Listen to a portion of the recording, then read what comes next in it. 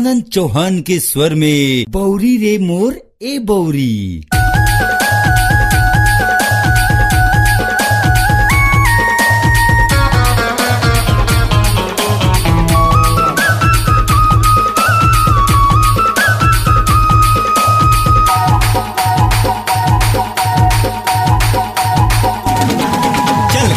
दोनों लभ मेरे महीना जून में चल करबो दोनों लभ मेरे महीना जून में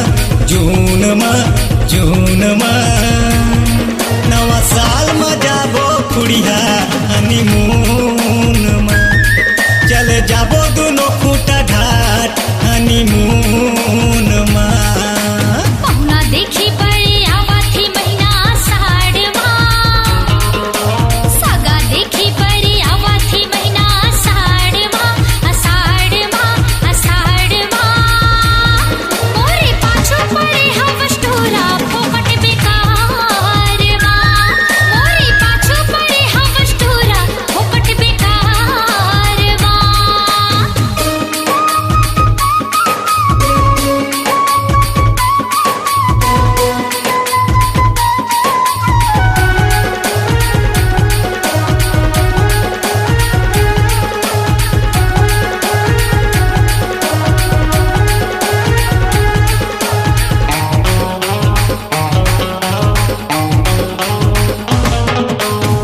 तोर लोहा तय पारस पथरा मिले नहीं वो बाजार में खेले हवो आंदा तोर बर लगे हवा तोर जुगाड़ में।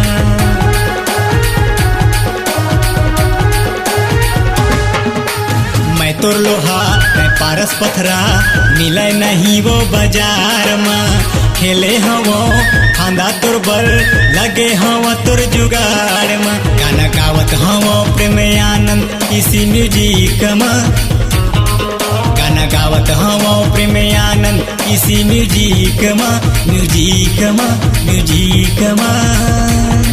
नवा साल में जाबो खुड़िया हनीमून में चले जाबो दोनों खूटा घाट हनीमून में।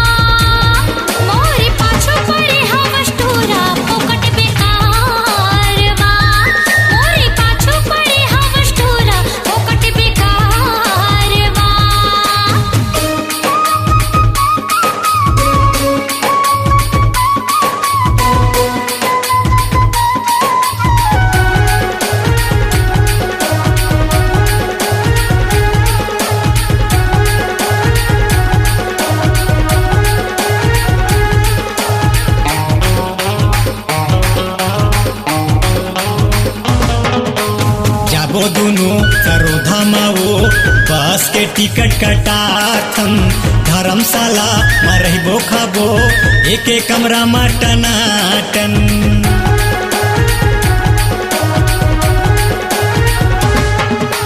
जाबो दोनों सारो धामावो बस के टिकट कटाथन धर्मशाला में रहबो खाबो एक कमरा में टनाटन। बसे हवच मोर रानी दिल के करीब में बसे हवच मोर रानी दिल के करीब में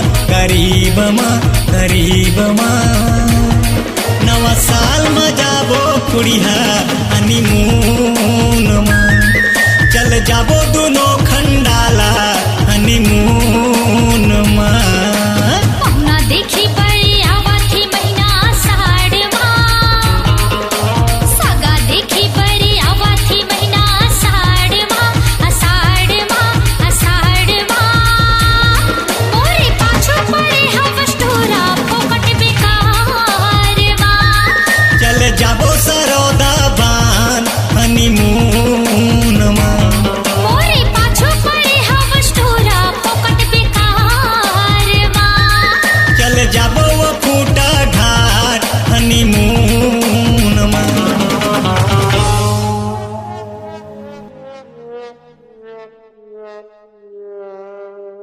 अपनी आवाज को दीजिए एक नया मुकाम।